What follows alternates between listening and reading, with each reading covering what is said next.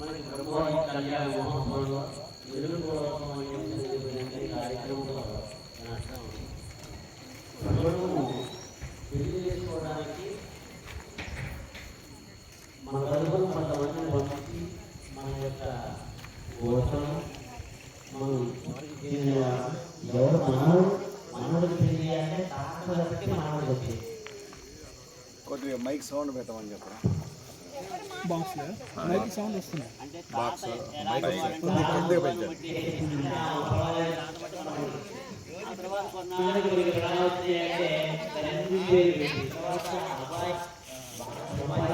లేదా అబ్బాయిని పెట్టేసి వాళ్ళు అందరికి అలవాడైంది. అంటే అబ్బాయి పైకి చాలు, తండ్రి తాతలతో కూడా సంబంధం లేదు.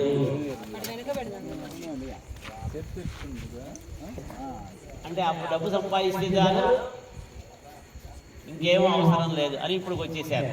మళ్ళీ కొద్దిగా వెనక్కి వెళ్తున్నారు. డబ్బు ఒకటి మనకి ఇబ్బంది కాదు, అవసరం లేదండి. అమ్మాయి వెళ్ళిన తర్వాత కుటుంబంలో అమ్మాయి వెళ్ళిన తర్వాత ఆ కుటుంబంలో నలుగురితో పాటు మన అమ్మాయి బాగుండాలి. మన డబ్బు ఒకటే ఉంటే డబ్బు ఏమో బాగుంటామని చెప్పదు కదా.